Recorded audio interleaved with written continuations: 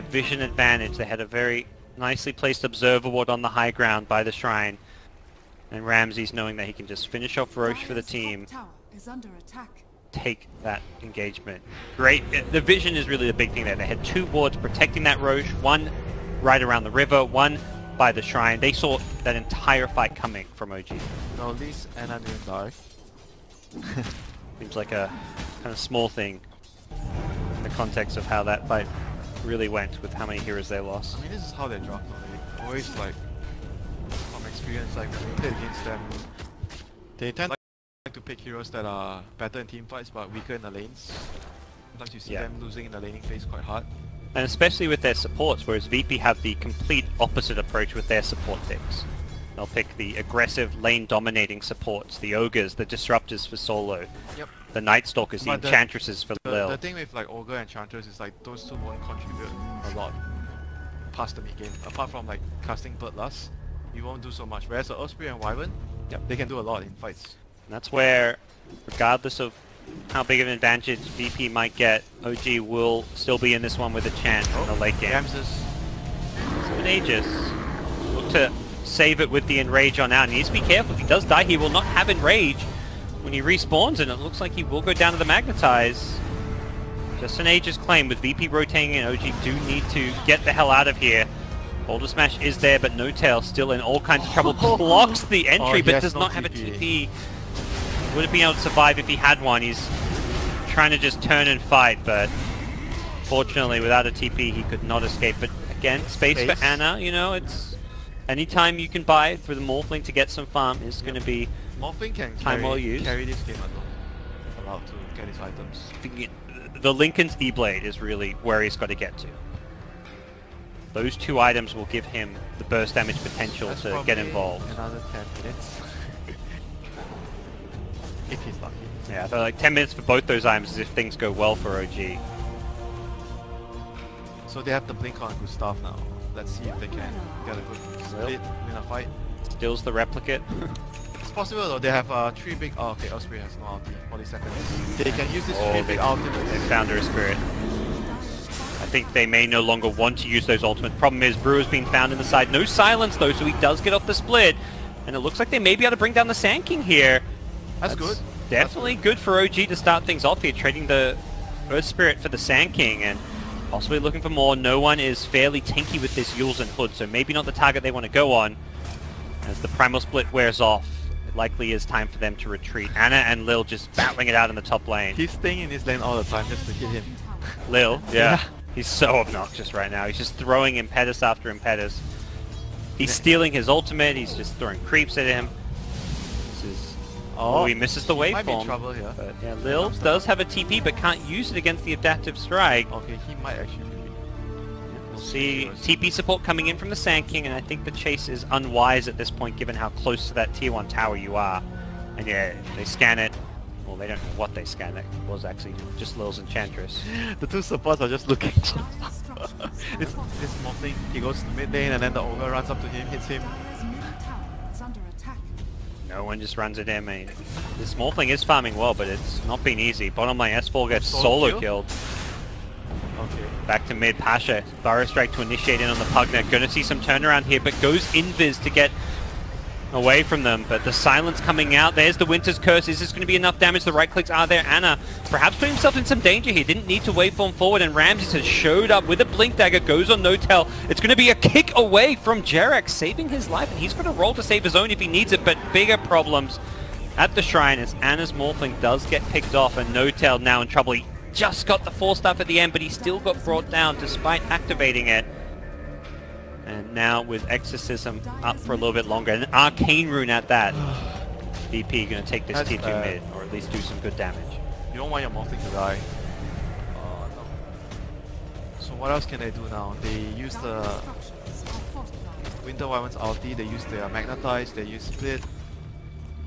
Yeah, that was a moment I where... guess Split was in the previous fight. Yeah, it's coming back up soon. They need all 3 ultimates on the same. Fly. They know where he is. They've got a high ground ward here for him, and they also see Jerax. Some great vision from Virtus Pro. Oh, he actually chose to max the crab, right? Over Netherwall. I didn't know this. So he has another one. Yeah, I've seen quite a few Pugners just get that one value point in the ward as the mid Pugner and max the decrep. I guess it's That really very good short against cooldown. the Ursa, and then both of them do a lot of right click. Yeah, smoke up from OG. This one undetected. Perhaps gonna sit back. Lil is headed back that way to mess with him and could be to his own death. It looks like they know where Lil is, but Pugner cannot do this. Meantime, VP is shuffling bot lane in, always pushing the mid lane in. Yeah, Even jump if on they Lil. get this kill, both the lanes are gonna... Oh no, Jerax is... Lil is surviving. He's healing through it. What? Oh He's no. not dead?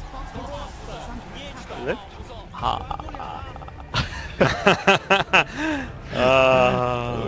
That's unfortunate. They just didn't have the damage for it. Perhaps, He's Yeah, actually quite tanky. yeah, he's got a lot of stats with the Atos, and then he Talent. survived on, like, he got his heal off with about 80 HP, and then he just out-healed the life drain. If it was level 2 life drain, it would have been a kill, but Hotel not quite level 12. Why? They know he's Fine. here. He needs to TP on out. He will do so just barely before the Fire Blast arrives. They have to take a fight with the 3 ultimates. I think it's still possible for them to win a fight if they can land a good curse, eliminate one target right away, and a good magnetize with the speed. They need to kite out the Ursa ulti with maybe the Wind Cannon, the Cyclone. Death Prophet went back for a Midas. VP recognizing this game has slowed down. That is an unexpected pickup. Gotcha. That is... I'm not sure what to make of it. Given the pace of this game and how much pressure VP putting on, it felt like they would just want to try and take all these out of towers. You kind of don't want to go late game against them. Yeah, and that's what the Midas is more suggesting, is that they are going to look to go late game, but... Interesting. Quite weird. But let's see. It might actually pay off because let's say they can't pressure and Midas pays off. Yeah. He gets an item, an extra item, let's say, down the road. About 10 minutes, but like, yeah, you know, like it'll pay off. I guess he Ogre. feels like he needs to be doing much more speed pushing rather than trying to ninja kill someone. Death Prophet's already built a hood, so there is some added magic resistance I don't know. there. I think some players will probably go for the E-Blade. Yep. I'm not sure if you can say which one is better. They both do different things for the game, but I feel like going for more speed push is like a safer one. Oh, you Because definitely have a strong team fight, and that's something you kind of touch on. Like, they want to use those 3 big ultimates together, and that's where the Ethereal Blade does complement the team fight better than it does, but the split push element is there. Smoke broke. Okay, they seem to have a general idea where they are. VP say, They can even hit to the shrine. Oh no. VP just gonna go Okay, with never Roche. mind. Roche is up. you're in the Roche pit, there is no high ground, say VP. And OG are just camping around their ward. We saw this earlier with Liquid, you know, you want to fight around your vision. The problem is, with Roche back, and a Radiant Scan scouting out OG, VP know exactly what is going on and have secured themselves Aegis and Cheese. That is the big thing here. There's a Cheese on no one's Death Prophet. OG just need to get out, I feel, at this point. This is time to probably just TP on home. And problem is, Pasha's found them. They are going to look to fight. They put the Netherwood on the cliff. We'll see how well this can go for OG. Fighting into the Aegis and Cheese so far. It's looking okay. The Death Prophet being focused down first. Can she get the Cheese off? No, she can't. That's a great start to the fight.